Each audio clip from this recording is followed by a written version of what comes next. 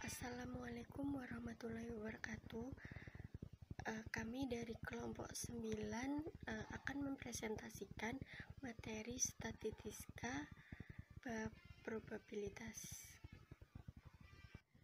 Saya perwakilan dari kelompok 9 akan memperkenalkan anggota kelompok 9. Yang pertama ada Nisya Gamideba, NIM 2152211131.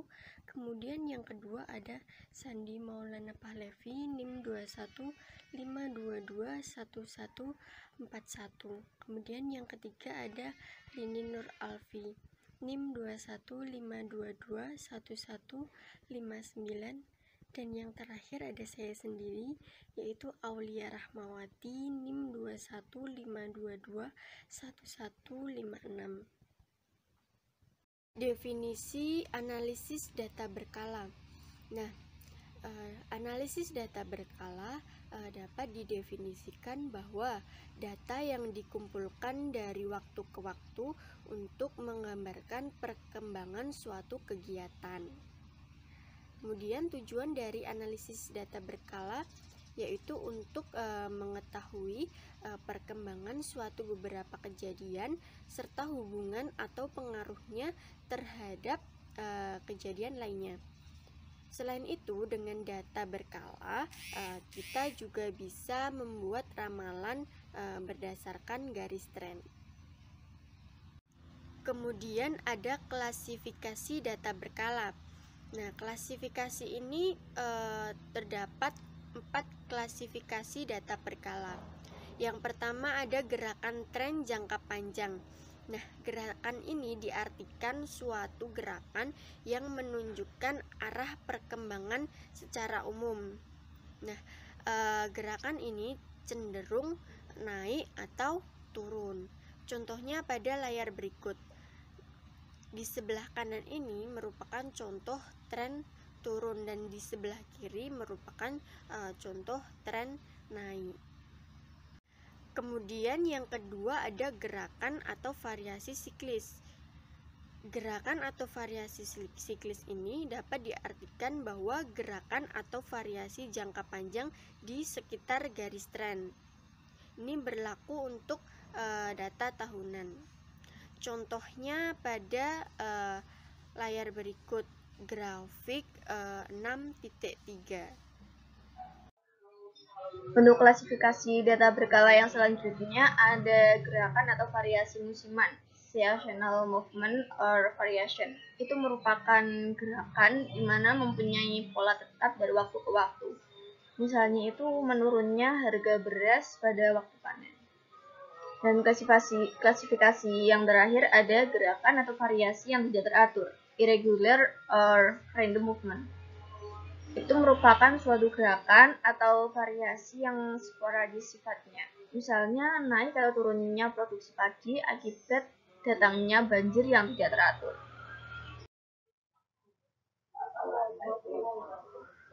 Yang selanjutnya yaitu ada menentukan tren. Di mana menentukan tren ini terdapat beberapa metode umum yang digunakan untuk menggambarkan garis tren. Ada pun beberapa metode yang digunakan untuk menentukan tren, yaitu yang pertama ada metode tangan bebas, yang kedua ada metode rata-rata semi, yang ketiga ada metode rata-rata bergerak, dan yang terakhir ada metode kuadrat terkecil.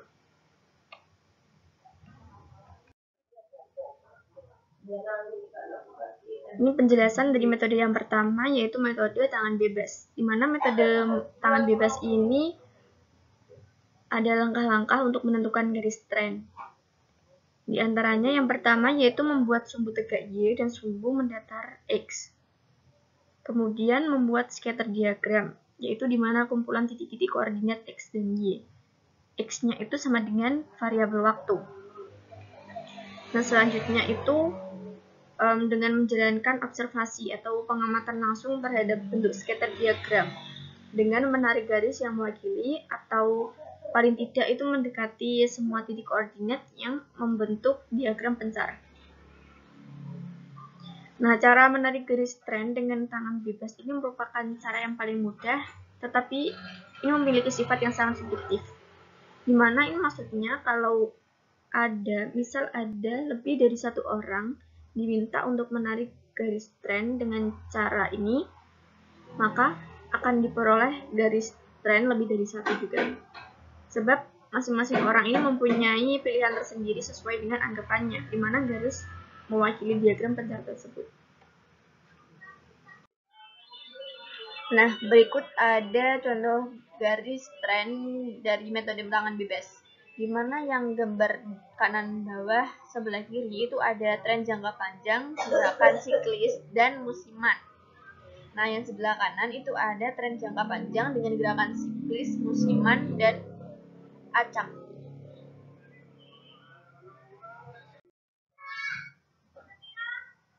Nah, ini yang selanjutnya ada langkah-langkah metode tangan bebas yang apabila gerakan tren siklis, musiman, dan acak ini masing-masing diberi simbol T, C, S, dan I, maka data yang berkala ini merupakan hasil kali dari 4 komponen, yaitu Y sama dengan T kali C kali S kali I.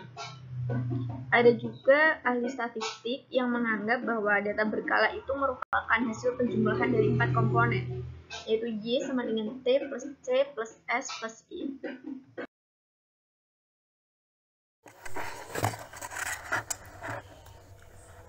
Metode rata-rata semi. Cara dengan metode rata-rata semi ini memerlukan langkah-langkah sebagai berikut. 1. Data dikelompokkan menjadi 2. Masing-masing kelompok harus mempunyai jumlah data yang sama.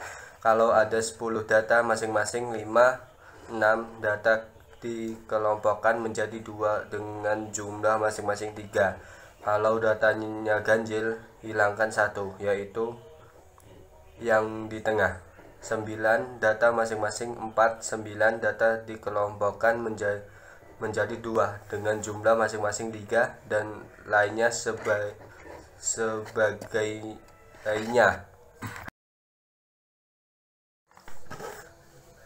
Yang nomor 2, masing-masing kelompok dicari rata-ratanya.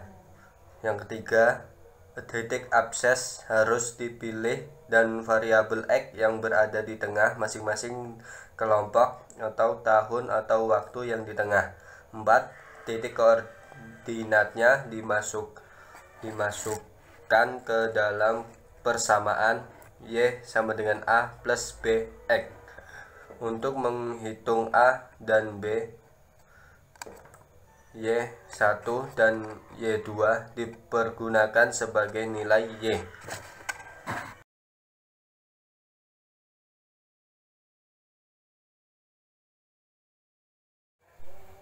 Ini ada contoh soal. Yang pertama ialah kita hitung dulu data, jumlah datanya ada berapa. Yang ada di contoh soalnya itu ada 8, berarti langsung aja dibagi 2. Kalau yang ada 9 ganjil itu yang paling tengah dihapus saja. Tujuannya ingin mencari nilai rata-rata sesuai nama metodenya. Caranya yang pertama itu semua data Y itu tambahkan terus dibagi datanya, yaitu kan dibagi 2 berarti 4.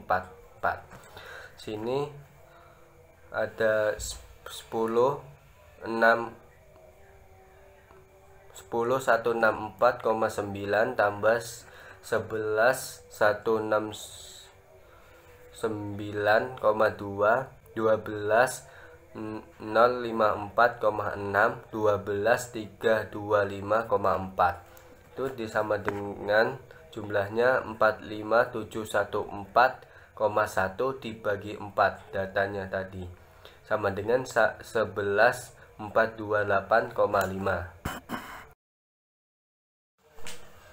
Yang Y2 itu juga sama penghitungannya 12.842,2 13.511,5 14.180,8 14.850,1 jumlahnya ialah 55.384,6 dibagi data yang sudah dibagi tadi ialah 4 sama dengan 13 846,2. Selanjutnya ialah metode rata-rata bergerak. Kalau kita mempunyai data berkala sebanyak N, maka rata-rata bergerak N waktu atau tahun, bulan, minggu, hari merupakan urutan rata-rata hitung. Terusnya, setiap rata-rata hitung disebut total bergerak yang berguna untuk mengurangi variasi dari data asli. Di dalam data berkala, rata-rata bergerak sering dipergunakan untuk memulaskan fluktuasi yang terjadi dalam data tersebut. Proses pemulusan ini disebut pemulusan data berkala. Yang terakhir, apabila rata-rata bergerak dibuat dari data tahunan atau bulanan sebanyak N waktu, maka rata-rata bergerak disebut rata-rata bergerak tahunan atau bulanan dengan orde N. Selanjutnya ada tahun, yaitu nilai dan rata-rata bergerak selama 4 tahun dan rata-rata bergerak selama 5 tahun. Yang pertama dari tahun 1989 sampai 1992, di mana ditotalin 50,0, 36,5, 43,0, dan 44,5 dibagi 4. Lalu di bawahnya ada 1996 sampai 1999, di mana nilainya 38,7, 41,7, 41,1, dan 33,8 dibagi 4. Lalu sama dengan selanjutnya rata-rata bergerak selama 5 tahun, di mana dari angka 50,0 sampai 38,9 dibagi 5, dan yang bawah 32,6 sampai 33,8 dibagi 5. Lalu di situ ada hasilnya masing-masing. Selanjutnya metode kuadrat terkecil. Seperti kita ketahui bahwa garis tren linear dapat ditulis sebagai persamaan garis lurus, yaitu Y sama dengan A ditambah BX. Jadi mencari garis tren berarti mencari nilai A dan B. Apabila A dan B sudah diketahui, maka garis tren tersebut dapat dipergunakan untuk meramalkan Y. Untuk meramalkan nilai Y pada 1987, nilai X sama dengan Y dimasukkan ke dalam persamaan tersebut, yaitu tahun 1987, di mana X-nya adalah 9, lalu Y-nya adalah 12,637,34 ditambah 611,56, dimasukkan X-nya yaitu 9, hasilnya 18.141,38.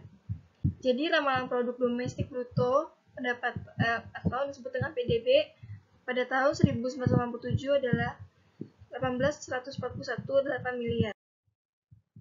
Lalu di sini ada rumus metode kuadrat terkecil. Untuk N sama dengan 3, maka X1, X2, X3 hasilnya min 1, 0, 1. Untuk N4, maka X1, X2, X3, X4, min 3, min 1, 1, 3. Untuk N ganjil, N sama dengan 2, ditambah 1, N, 2N ditambah N kurang 1. Lalu hasilnya ada 3 sama dengan K sama dengan N dikurang 1 per 2. Lalu ada X di X pangkat K ditambah 1 sama dengan 0. Lalu N sama dengan 3, K sama dengan N dikurang 1 per 2, hasilnya 2 per 2, hasilnya 1.